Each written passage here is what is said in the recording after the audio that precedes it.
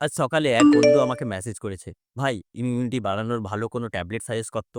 ইদানিং খুব ঘন ঘন সর্দি কাশি হচ্ছে। মেসেজটা দেখে একটা জিনিস রিয়েলাইজ করলাম, আমরা সবাই কেমন একটা কুইক ফিক্স বা চটজলদি সমাধান খুঁজছি। আমরা চাই আমাদের শরীর সবসময় ফিট থাকুক, কিন্তু তার জন্য যে বেসিক নিয়মগুলো মানা দরকার সেগুলো মানতে আমাদের যত আলসেন।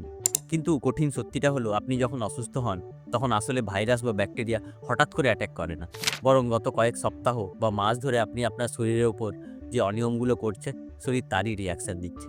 আমরা ভাবছি ফার্মাসিতে গিয়ে একটা মাল্টিভিটামিন খেয়ে নিলে সব ঠিক হয়ে যাবে, কিন্তু আপনার লাইফটাই যদি ঠিক না থাকে, পৃথিবীর কোনো দামি ওষুধই আপনার ইমিউনিটি ঠিক করতে পারবে না।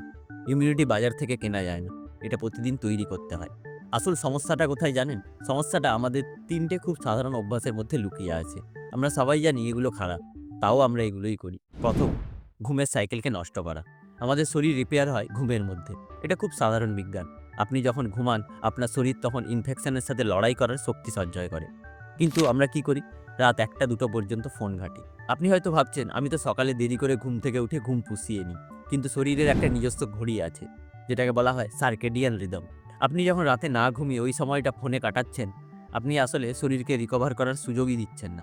দিনের পর দিন এটা চলতে থাকলে ইমিউনিটি তো দুর্বল হবেই। দ্বিতীয় ভুল, chronic stress.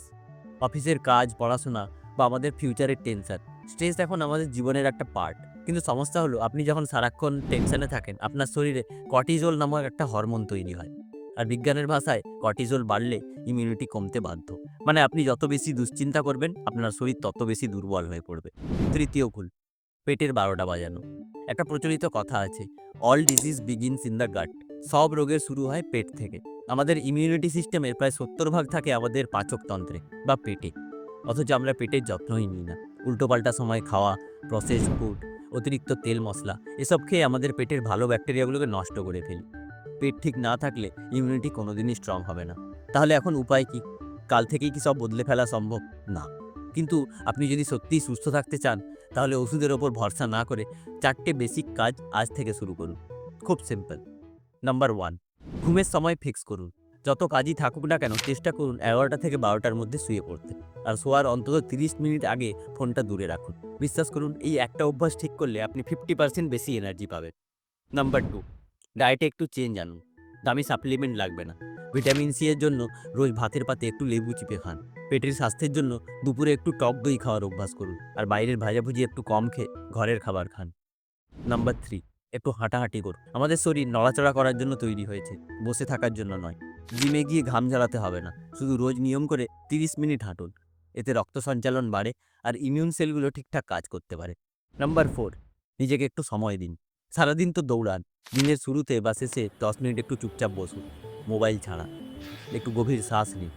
Mental rest physical রেস্টের মতোই জরুরি। শেষ করার আগে একটা কথা বলি, শরীর খারাপ হলে আমরা ডাক্তার দেখাই, ওষুধ খাই, সেটা দরকারি। কিন্তু সুস্থ থাকাটা ডাক্তারের কাজ না, ওটা আপনার কাজ। ইমিউনিটি বাড়ানোর কোনো শর্টকাট নেই।